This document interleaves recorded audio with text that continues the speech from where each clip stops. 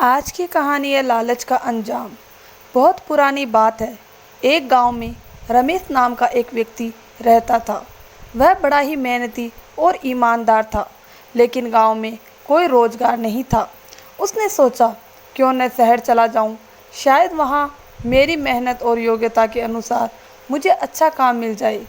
यही सोचकर एक दिन रमेश गांव से शहर की ओर पैदल ही निकल पड़ा। शहर बहुत दूर था, रास्ता कठिन और लंबा था।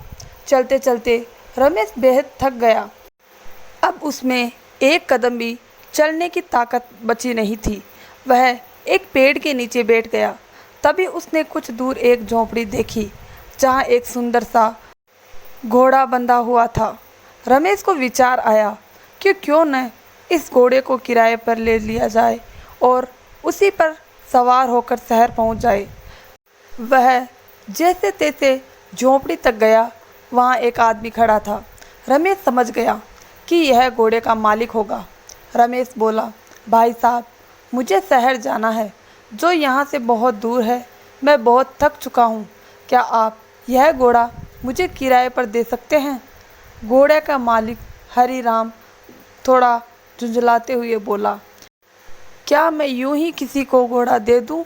रमेश बोला, नहीं नहीं, मैं आपको किराया दूंगा। हरिराम बोला, ठीक है, लेकिन मुझे भी पास के गांव जाना है।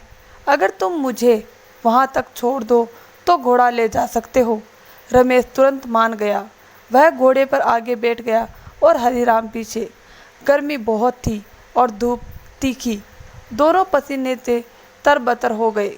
रमेश ने कहा, थोड़ी देर आराम कर ले। उन्होंने चारों ओर देखा, लेकिन कोई पेड़ नहीं था। रमेश घोड़े से उतरा और उसकी छांव में बैठ गया।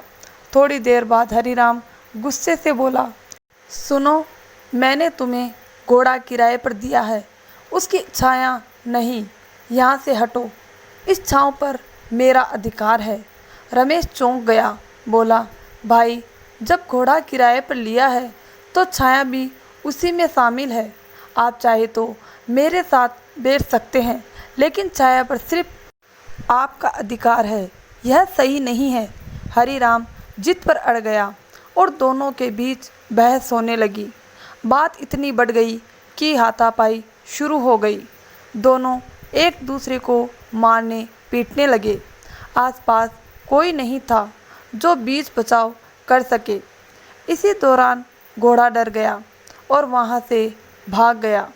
थोड़ी देर बाद जब हरिराम ने देखा कि घोड़ा गायब है, तो वह रोते हुए बोला, अरे, मेरा घोड़ा तो नया था, रास्ता भी नहीं जानता।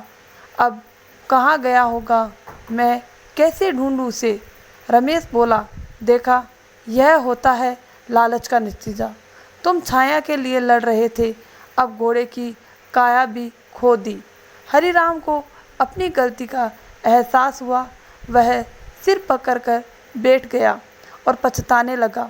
मेरे थोड़े से लालच के कारण मेरा कितना बड़ा नुकसान हो गया।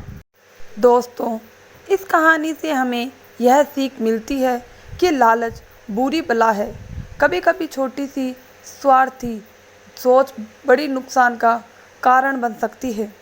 तो दोस्तों, आपको हमारी ये छोटी सी कहानी कैसी लगी? हमें आपकी राय कमेंट बॉक्स में ज़रूर बताएं। अगर कहानी अच्छी लगी हो तो वीडियो को लाइक और चैनल को सब्सक्राइब ज़रूर करें। धन्यवाद दोस्तों।